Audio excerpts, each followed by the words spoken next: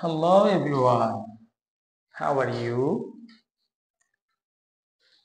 I hope all of you are very well.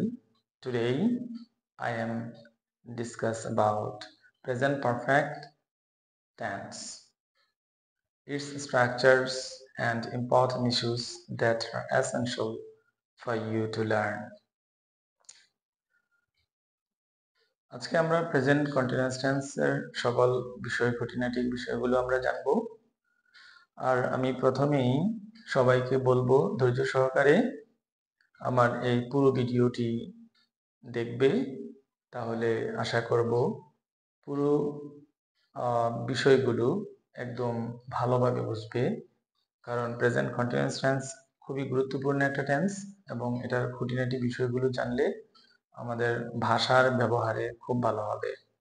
আর এভাবে যদি আমি যেভাবে আলোচনা করব সেইভাবে তোমরা বাসায় বারবার প্র্যাকটিস করবে। অবশ্যই সাথে খাতা কলম রাখবে, যেন সকল কিছু নোট করে পরবর্তীতে আবার প্র্যাকটিস করা যায়। আচ্ছা দেখো, প্রেজেন্ট পারফেক্ট টেন্স হলো কোনো একটা কাজ অতীতে সংঘটিত হবে, কিন্তু তার ফলাফলটা বর্তমান পর্যন্ত বিদ্যমান থাকবে। তাকে ওই সিচুয়েশনটাকে বা ওই কাজটাকে প্রেজেন্ট পারফেক্ট টেন্স বলে। যেমন দেখো, প্রেজেন্ট পারফেক্ট টেন্সের স্ট্রাকচারটা একটু দেখো। সাবজেক্ট হ্যাভ অথবা হ্যাজ, ভার্বের 3 নাম্বার রূপ অর্থাৎ ভার্বের ফার্স্ট পার্টিসিপল ফর্ম, অবজেক্ট অথবা এক্সটেনশন। এটা হলো স্ট্রাকচারটা। তাহলে যে কাজ অতীতে সংঘটিত হয় কিন্তু তার ফলাফল বর্তমান পর্যন্ত বিদ্যমান, তাকে প্রেজেন্ট পারফেক্ট টেন্স বলে। আচ্ছা এখন দেখো, এখানে দেখো হ্যাভ, সাবজেক্ট প্লাস হ্যাভ অথবা হ্যাজ, ভার্বের পাস্ট পার্টিসিপল ফর্ম, অবজেক্ট অথবা এক্সটেনশন। এই হ্যাভ বসে first person singular plural, second person singular plural এবং সকল প্লুরাল নাম্বারের সাথে। আর হ্যাজ বসে হলো অনলি থার্ড পারসন সিঙ্গুলার নাম্বারের সাথে। তাহলে দেখো আমরা একটু এক্সাম্পল সেন্টেন্স লিখি। I have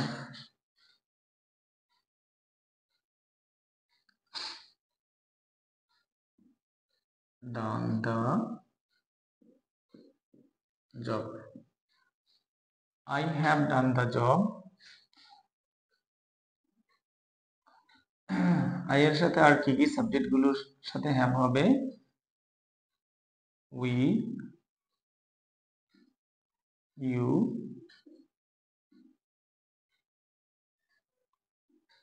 they.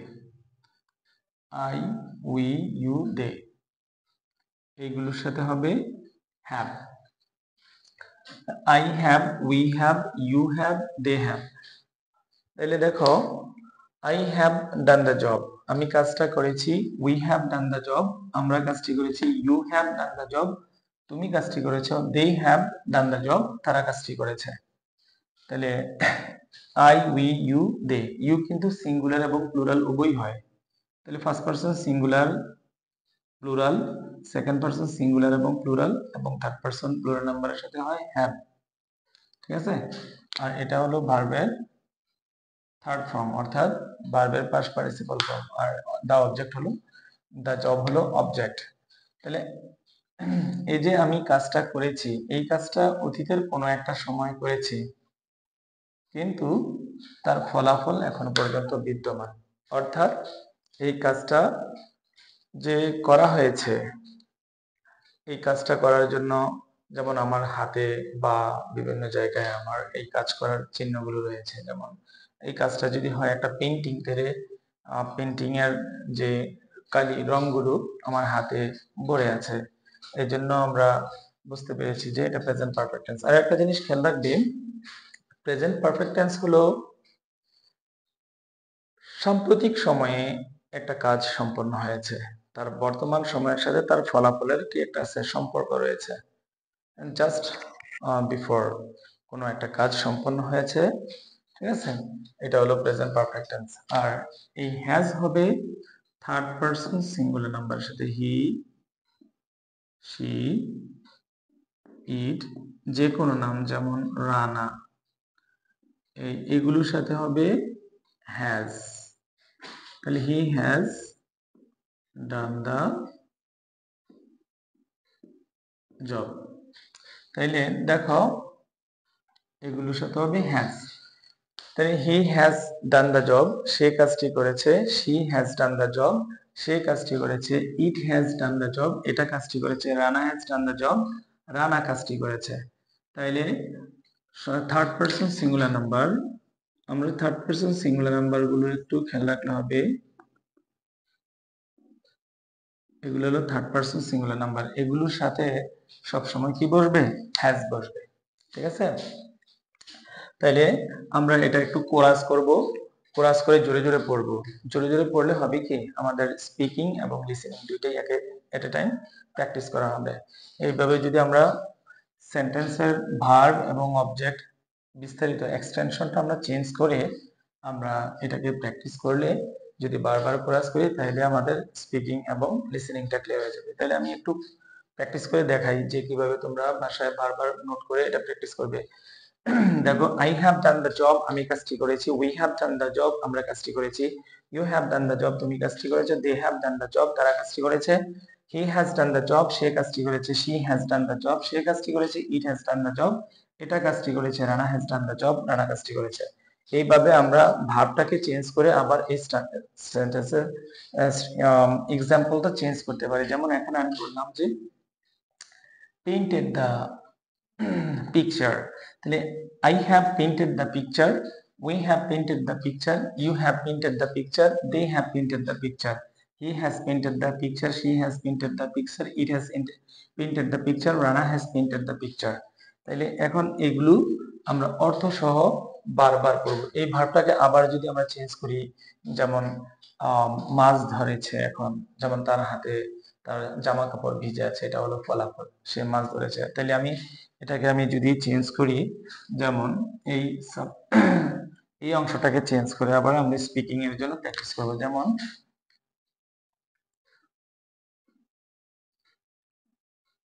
caught fish, C A U G S T, caught fish। তাহলে দেখো, তাহলে আই হ্যাভ কট ফিশ, আমি মাছ ধরেছি। উই হ্যাভ কট ফিশ, আমরা মাছ ধরেছি। ইউ হ্যাভ কট ফিশ, তুমি মাছ ধরেছো। দে হ্যাভ কট ফিশ, তারা মাছ ধরেছে। হি হ্যাজ কট ফিশ, সে মাছ ধরেছে। শি হ্যাজ কট ফিশ, সে মাছ ধরেছে। ইট হ্যাজ কট ফিশ, এটা মাছ ধরেছে। Rana has caught fish, Rana মাছ ধরেছে। তাহলে এইভাবে আমরা এই ভার্ব এবং এক্সটেনশন অবজেক্ট চেঞ্জ করে করে হাজার হাজার শত শত সেন্টেন্স গুলো আমরা প্র্যাকটিস করতে পারবো। এভাবে বারবার যদি আমরা প্র্যাকটিস করি, তাহলে আমরা অভ্যস্ত হয়ে যাব এই সাবজেক্ট ভার্ব এগ্রিমেন্ট গুলোর সাথে, যে কোন সাবজেক্টের পরে আমি হ্যাভ বসবো, হ্যাভ বসাবো বা বলবো, অথবা কোন সাবজেক্টের পরে আমি হ্যাজ বসবো। এটা আসলে মুখস্থ করার বিষয় না। আবার এটা আসলে আমাদেরকে, যেমন মাতৃভাষা আমরা যেভাবে সাবকনশিয়াস ওয়েতে শিখি, অবচেতন প্রক্রিয়ায়, ঠিক সেম ভাবে যদি আমরা প্রেজেন্ট পারফেক্ট টেন্সটাকেও আমরা ওইভাবে সাবকনশিয়াস ওয়েতে শিখি, তাহলে এই শিক্ষাটা আমাদের কখনোই ভুলে যাব না, বা আমাদের চিন্তাও করা লাগবে না। কারণ ভাষার ক্ষেত্রে আসলে একটা জিনিস খেয়াল রাখতে হবে, আমরা থিঙ্কিং করে করে কিন্তু আমরা ভাষা, আমাদের মনের ভাব প্রকাশ করে কনভারসেশন করতে পারি না। ঠিক আছে, এটা আসলে সম্ভব নয়। আমাদেরকে স্বতঃস্ফূর্তভাবে ফ্লুয়েন্টলি, যেটাকে বলি fluently, we need to speak fluently, স্বতঃস্ফূর্তভাবে, কোনো ধরনের চিন্তা ছাড়া এবং হেজিটেশন ছাড়া আমরা মনের ভাবটা প্রকাশ করব। এটা আসলে প্র্যাকটিসের বিষয়। প্র্যাকটিস করতে করতে আমাদেরকে শিখতে হবে। আমরা যত বুঝে বুঝে আমরা শিখি না কেন, ফার্স্ট পারসনের পরে যে হ্যাভ বসে, থার্ড পারসন সিঙ্গুলার নাম্বারের পরে হ্যাজ বসে, এটা আমরা অনেকেই জানি, বাট প্রয়োগ করার ক্ষেত্রে আমরা এটা ভুলে যাই, কারণ we are not accustom to practice like this. Okay, that's the main problem. Okay, এখন আমরা আরো একটা ভিন্নভাবে প্র্যাকটিস করব, যে সেটা হলো আমরা সেন্টেন্সের হ্যাঁ-বোধক না-বোধক বাক্য দিয়েও আমরা প্র্যাকটিস করব। এভাবে আমরা বারবার প্র্যাকটিস করব। যেমন দেখো, এটার অ্যাফার্মেটিভ ফর্মটা হবে যেমন she has cooked food. সে খাবার রান্না করেছে। she has cooked food এটা হ্যাঁ বোধক বাক্য, সে খাবার রান্না করেছে। যদি এটা নেগেটিভ হয়, she এই has auxiliary verb, present perfect টেন্সের গঠন করার জন্য এই হ্যাজ ভার্বটা অক্সিলারি হিসেবে এসেছে। she হলো এখানে সাবজেক্ট, তাইলে এখানে এই অক্সিলারি ভার্ব যখন থাকবে, অক্সিলারি ভার্বের পরে একটা যদি আমরা নট ইউজ করি তাহলে এটা নেগেটিভ হয়ে যাবে। তাহলে she has not cooked food, বাকি অংশটা ঠিক থাকবে, তাইলে এটা নেগেটিভ হয়ে যাবে। she has not cooked food, সে খাবার রান্না করেনি। এটা যদি আমরা প্রশ্নবোধক করতে চাই, শুধু এই হ্যাজটা সাবজেক্টের আগে চলে আসবে। তাইলে দেখো এটা হবে has she cooked food, has she cooked food, সে কি খাবার রান্না করেছে।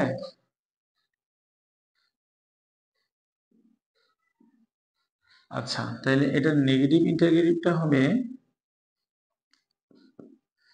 দেখো has not she cooked food, একটা প্রশ্নবোধক। তাই has not she cooked food, অথবা এটাকে আবার নটটাকে সাবজেক্টের পরে দিয়েও লেখা যায়, যেমন has she not cooked food, has she not cooked food, সে কি খাবার রান্না করেনি। তাহলে has she cooked food, সে কি খাবার রান্না করেছে, অথবা has not she cooked food, সে কি খাবার রান্না করেনি, অথবা has she not cooked food, সে কি খাবার রান্না করেনি।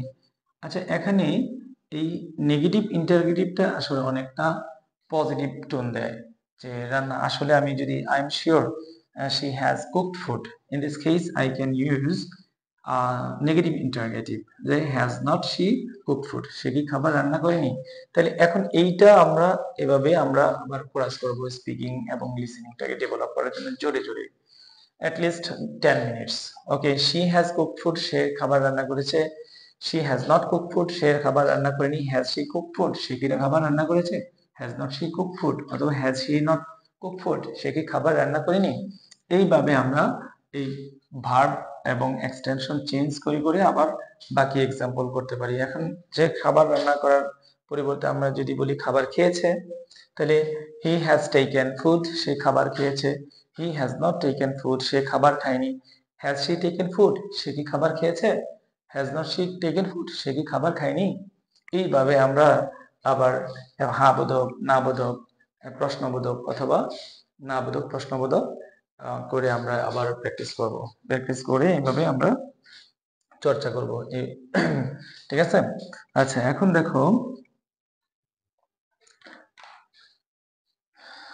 এটা অবশ্যই তোমরা লিখে বাংলা মিনিং সহ তোমরা অবশ্যই এটা বারবার প্র্যাকটিস করবে, কারণ আমাদেরকে অভ্যস্ত হতে হবে এই স্ট্রাকচারগুলোর সাথে, ঠিক আছে। আচ্ছা, আর একটা জিনিস আমি অবশ্যই আর একটু আলোচনা করতে হয়, যেমন এই যে কোশ্চেনটা, এটা আসলে ইয়েস নো কোশ্চেন, হ্যাঁ না কোশ্চেন।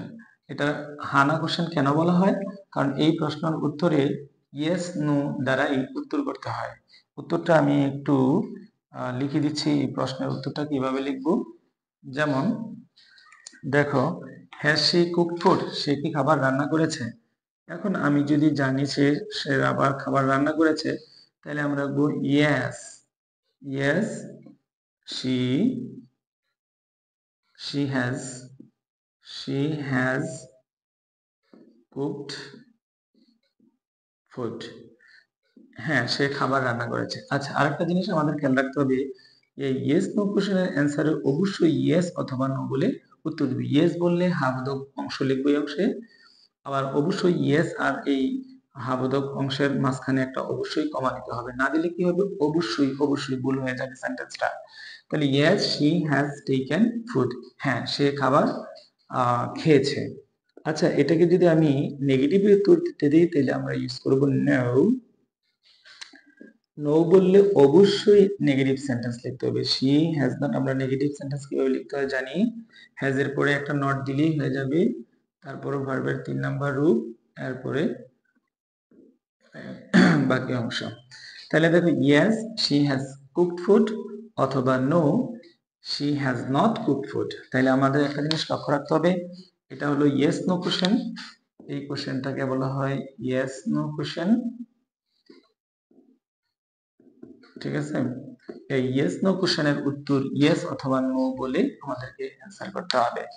আর আরেকটা জিনিস খেয়াল রাখতে হবে, ইয়েস বললে এই অংশটা আমরা হা বোধক অ্যাফার্মেটিভ, নো বললে এটা না বোধক অর্থাৎ নেগেটিভ দিয়ে আমাদেরকে অ্যান্সারটা করতে হবে। হ্যাজ শি কুকড ফুড, সে কি খাবার খেয়েছে আর খাবার রান্না করেছে?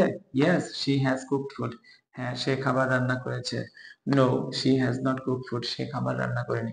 এখন আমরা এই যে প্রশ্ন থেকে আমরা এটা যে প্রেজেন্ট পারফেক্ট টেন্স, এটার ফলাফলটা কি? সে খাবার রান্না করেছে, সে যে খাবার রান্না করেছে হয় তার হাতের মধ্যে রান্না করার যে চিহ্নগুলো এগুলো রয়ে গেছে, যে recently he has completed his job, যেমন তার হাতে কালি লেগে আছে অথবা ঝোল পড়ে আছে, ঠিক আছে।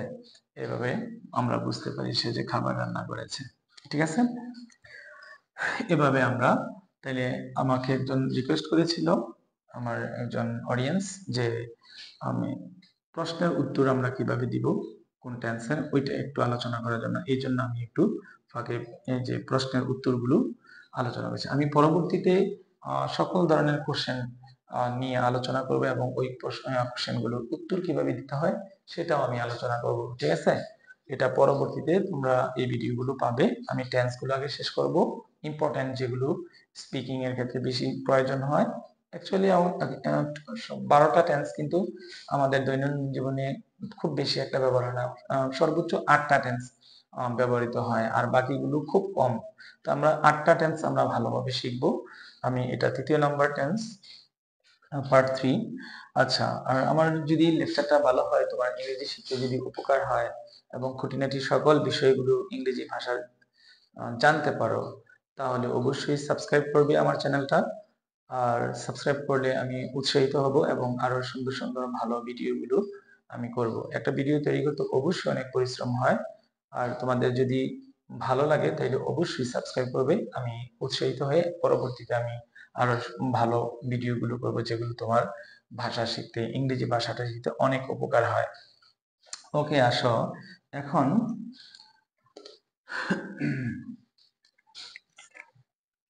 প্রেজেন্ট পারফেক্টনেস এর আরো কিছু বিষয় আমরা আলোচনা করব। যেমন দেখো,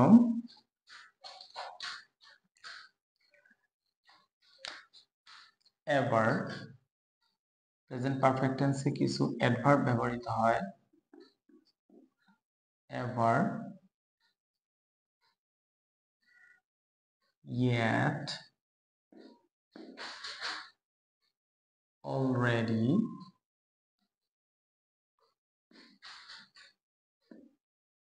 never, এই শব্দগুলো প্রেজেন্ট পারফেক্ট টেন্সে সাধারণত ব্যবহৃত হয়। এই এভার, ইয়েট, এই দুটা ইন্টারগেটিভ অর্থাৎ প্রশ্ন তৈরি করার জন্য এটা ব্যবহৃত হয়, প্রশ্ন। আর এই ইয়েটটা প্রশ্ন তৈরি করতেও ব্যবহৃত হয়, আবার নেগেটিভ সেন্টেন্সেও ব্যবহৃত হয়। নেগেটিভ অর্থাৎ না বোধক বাক্য। আচ্ছা, অলরেডি এবং নেভার, নেভার কখনোই নয়, এটার অর্থ হলো কখনো নয়, এটা বোঝায়, ঠিক আছে। এবার মানে পূর্বের কোনো এক সময়, কখনো, এবার অর্থ কখনো, কখনো। ইয়েট মানে এখনো, ইয়েট অর্থ হলো এখন ও, এখনো। অলরেডি মানে ইতোপূর্বে, ইতোপূর্বে, ইতোপূর্বে, ঠিক আছে। আচ্ছা, এখন আসো আমরা একটা প্রশ্ন করব এবার, যেমন have you ever been to Cox's Bazar. আচ্ছা, একটু খেয়াল করো, have you ever been to Cox's Bazar. এখানে বিন শব্দটা আমরা এখানে গন প্লাস কাম অর্থে ব্যবহৃত হয়েছে, অর্থাৎ experience.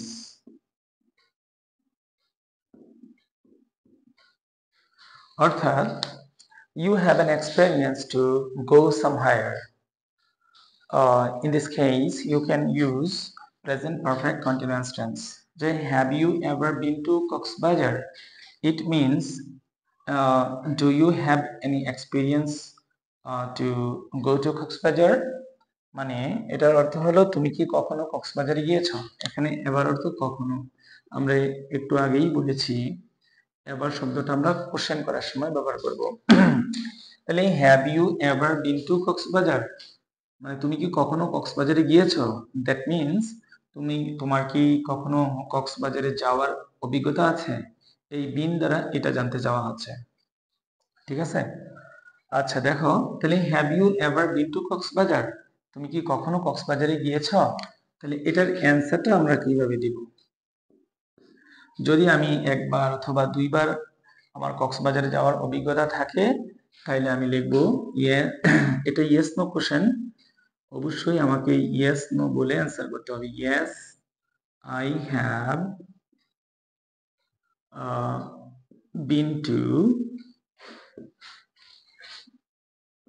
Cox's Bazar,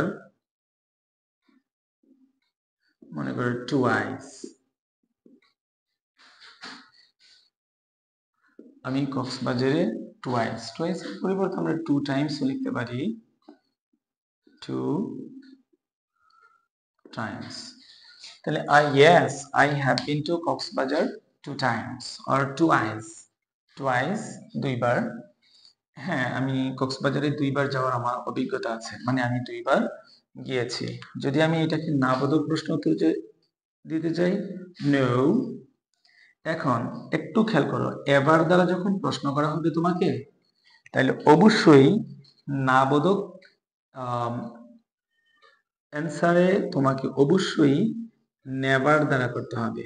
no, I have never been to Cox's Bazar. না, আমার কখনোই কক্সবাজারে যাওয়ার অভিজ্ঞতা নাই, তার মানে আমি কখনোই কক্সবাজারে যাইনি। তাহলে yes I have been to Cox's Bazar 2 Times, হ্যাঁ আমি কক্সবাজারে দুইবার গিয়েছি, অর্থাৎ দুইবার যাওয়ার অভিজ্ঞতা আছে আমার। অথবা বলবে no, I have never been to Cox's Bazar, না আমার কক্সবাজারে যাওয়ার কখনোই অভিজ্ঞতা নেই, অর্থাৎ আমি কখনোই কক্সবাজারে যাইনি। তাইলে আমরা এবার শব্দটা ইউজ করি হাবোধক বাক্যে অথবা ইন্টারগেটিভ সেন্টেন্সে, না প্রশ্নবোধক বাক্যে। তাহলে আমরা প্রশ্ন করার সময় অথবা হাবোধক উত্তর দিলে, এটাকে আমি টুয়াইস না বলে আমি যদি একবার যাইতাম অতীতের কোনো এক সময়, আমি এটা এবার ইউজ করতেও পারতাম। Yes I have ever been to Cox's Bazar, হ্যাঁ পূর্বের কোনো এক সময় আমি কক্সবাজারে গিয়েছি। আর অবশ্যই তোমাদের খেয়াল করছো, এবার দ্বারা প্রশ্ন করলে নেগেটিভ সেন্টেন্স অবশ্যই নেভার দ্বারা উত্তর করবে, ঠিক আছে। ইয়েস নো কোশ্চেন, এই জন্য ইয়েস অর নো বলে আমাদেরকে অ্যান্সার করতে হবে, ঠিক আছে। আচ্ছা, ইয়েট শব্দটার ব্যবহারটা আমরা একটু শিখবো। ইয়েট কখন প্রেজেন্ট পারফেক্ট টেন্সে ইয়েট ব্যবহার করব।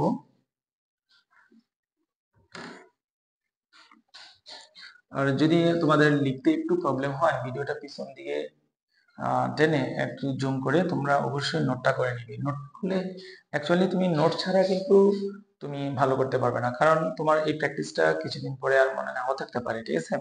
তাইলে তোমাকে অবশ্যই নোট করে যেতে হবে, যেন পরবর্তী তুমি কোনো একটা বিষয় যদি তোমার বুঝতে না পারো অথবা মনে না থাকে, তাইলে নোটটা দেখলে তোমাকে অবশ্যই আবার এটা স্মরণ হবে, ঠিক আছে। এই জন্য অবশ্যই নোট করবে। দেখো, ইয়েট শব্দটা আমরা এই কোশ্চেন করার সময় আমরা ব্যবহার করতে পারি এখন এখন অর্থে, হ্যাঁ। যেমন হ্যাজ শি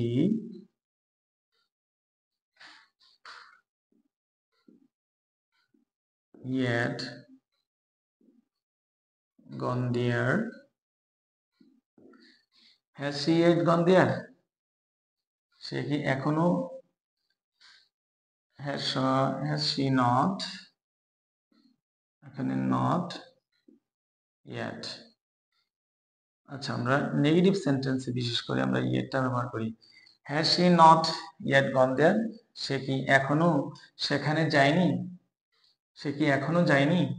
তাহলে এই ইয়েট এখনো, আমরা এই যে প্রশ্নবোধকে নেগেটিভ, আমরা ইয়েট শব্দটা আসলে বেশিরভাগ ক্ষেত্রে নেগেটিভ সেন্টেন্স আমরা ইউজ করব, ইন্টারগেটিভ নেগেটিভ অথবা নেগেটিভ সেন্টেন্স। যেমন দেখো, আমি যদি এটাকে না বোধক প্রশ্ন করি, আর অ্যান্সারটা যদি আমি না বোধক দিই, তাইলে আমি লিখব no, no, she has not yet gone there। না, সে এখনো সেখানে যায়নি। yet মানে এখনো, সে এখনো সেখানে যায়নি। ঠিক আছে? তাহলে no, she has not yet gone there। তাহলে has she not yet gone there? সে কি সেখানে এখনো যায়নি? তাহলে no, she has not yet gone there। সে এখনো সেখানে যায়নি। ঠিক আছে? আচ্ছা, এই প্রত্যেকটা অ্যাডভার্ব অবশ্যই আমাদের খুবই ইম্পর্টেন্ট প্রেজেন্ট পারফেক্ট টেন্সের জন্য। ঠিক আছে? আচ্ছা, আরো একটা টার্ম আমরা এখন শিখব,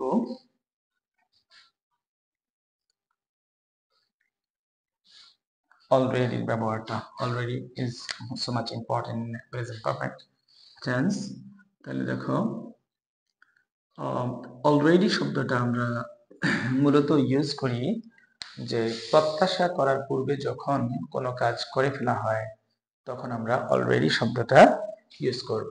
যেমন দেখো, যেমন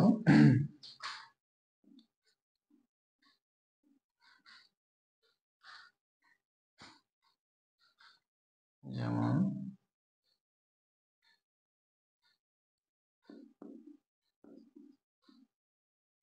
have you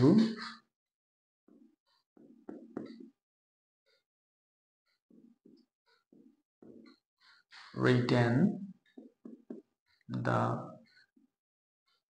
letter? আচ্ছা, have you written the letter? তুমি কি চিঠিটা লিখেছ? এখন আমি আশা করেছি তার কাছ থেকে যে সে পত্রটা লিখেছে কিনা। ঠিক আছে? এটা আমি প্রত্যাশা করছি যে সে লিখেছে পত্রটা, এই জিনিসটা আশা করে আমি প্রশ্নটা করেছি, have you written the letter? তুমি কি চিঠিটা লিখেছ? তাহলে এখন এই উত্তরে যদি সে এরকম, সে যদি বলে এটা যে I have already sent it। I have already sent it, আমি ইতিপূর্বে এটা পাঠিয়ে দিয়েছি। তার মানে আমি তার কাছে আশা করেছিলাম যে সে চিঠিটা লিখেছে সম্ভবত, বা লিখে নাই, কিন্তু সে এটা তো লিখেছে, আবার এটা কি করে দিয়েছে, চিঠিটা সেন্ড করে দিয়েছে, অর্থাৎ পাঠিয়ে দিয়েছে। তার মানে আমি পাঠানোর যে কাজটা, সেটা আমি কিন্তু তার কাছ থেকে প্রত্যাশা করিনি। কিন্তু এই প্রত্যাশা, আমার যে প্রত্যাশা করিনি, এই প্রত্যাশা করার আগেই যে এই কাজটা করে ফেলেছে, এই ক্ষেত্রে আমরা অবশ্যই অলরেডি শব্দটা, অ্যাডভার্বটা ইউজ করব। তাহলে have you written the letter? Oh, I have already sent it, আমি তো ইতিপূর্বে এটাকে পাঠিয়ে দিয়েছি। তাহলে আরো একটা উদাহরণ আমরা দেখি, অলরেডি ব্যবহারটা খুবই গুরুত্বপূর্ণ। দেখো, যেমন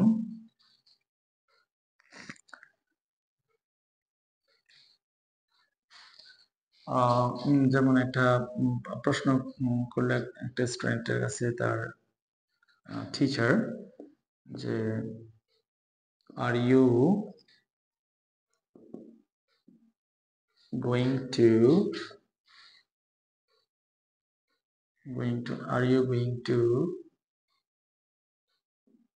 do your home task?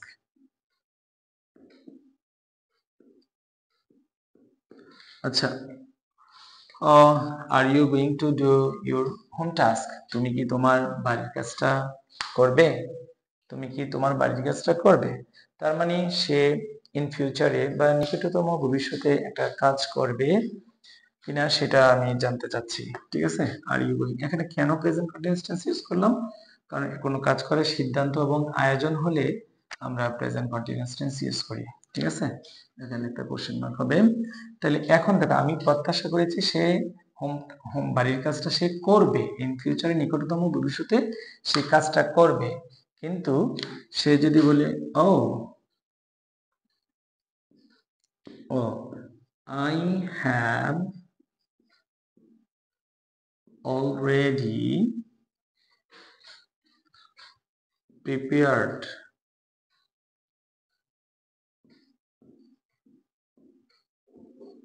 prepared my home task. Home task mean homework. আচ্ছা, আমি কিন্তু সে যে প্রস্তুত করবে সেটা আমি প্রত্যাশাও করিনি তার কাছ থেকে, কিন্তু আমার প্রত্যাশা করার আগেই সে এই কাজটা করেছে। এই জন্য in this case I can use already, the adverb already. ও I have already prepared my home task, আমি তো ইতিপূর্বে আমার বাড়ির কাজটা প্রস্তুত করে ফেলেছি, প্রস্তুত করেছি। তাইলে আমার প্রত্যাশা করার আগেই এই কাজটা সম্পন্ন হয়েছে, এই জন্য আমরা এই অলরেডি শব্দটা ইউজ করব।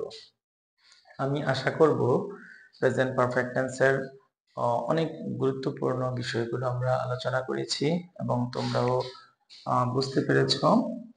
তাইলে আমরা এভার, ইয়েট, অলরেডি, নেভার এই শব্দগুলো এগুলো হলো অ্যাডভার্ব, এগুলো প্রেজেন্ট পারফেক্ট টেন্সে আমরা ইউজ করি।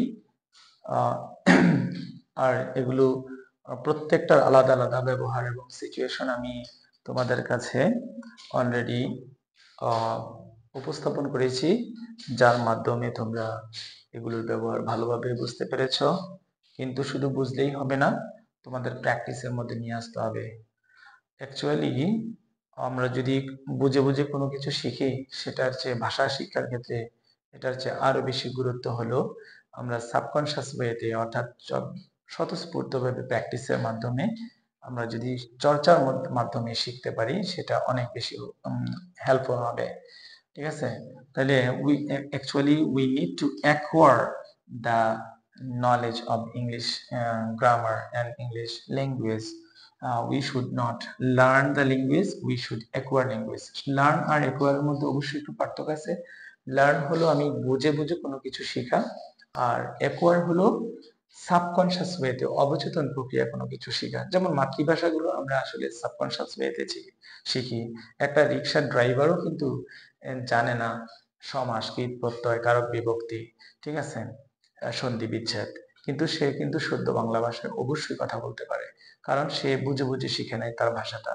সে সাবকনশিয়াস ওয়েতে, অর্থাৎ অবচেতন প্রক্রিয়ায় সে মাতৃভাষাটা শিখে নিয়েছে। তো ভাষা শিক্ষার ক্ষেত্রে আমাদের লার্নের যে একোয়ারটা আমাদের খুবই জরুরি, অর্থাৎ সাবকনশিয়াস ওয়েতে আমাদের শেখাটা জরুরি। অর্থাৎ আমরা যদি বারবার এগুলোকে প্র্যাকটিসের মধ্যে নিয়ে আসতে পারি, তাহলে আমাদের এগুলো অটোমেটিক্যালি আসলে আমাদের ব্রেনের মধ্যে সেট আপ হয়ে যাবে। Okay, thank you everyone for patiently watching my video on present perfect tense. I think that is very important for English learner. Actually, tenses are very essential for everyone to learn, and its uses. Or actually, আমাদের একটা tense এর গঠন প্রণালী বা example জানাটা যতটা জরুরি, তার চেয়ে অবশ্যই অনেক বেশি জরুরি হলো এটার ব্যবহার। আমি আমি একটা পণ্য কিনেছি, কিন্তু এটা জানি না how to use it, it's valueless to me, এটা আমার কাছে খুবই গুরুত্বহীন। ওকে, যদি ভিডিওটা ভালো লেগে থাকে, আমি অনুরোধ করব আমার চ্যানেলটা সাবস্ক্রাইব করবে এবং শেয়ার করবে তোমার বন্ধু বান্ধব অথবা নিকটতম ঘনিষ্ঠ লোকদের কাছে, যেন তারাও ইংরেজি ভাষাটা খুব সহজে শিখতে পারে। We need to learn English. This is because English is an international language and it is also a lingua franca. We need to use this language in every spheres of our life. That's why we need to learn English language. That's all for the time being. See you later. I will promise to prepare another important topic on tenses that is very essential for you to learn. That's all for the time being. Today, see you later. Thank you.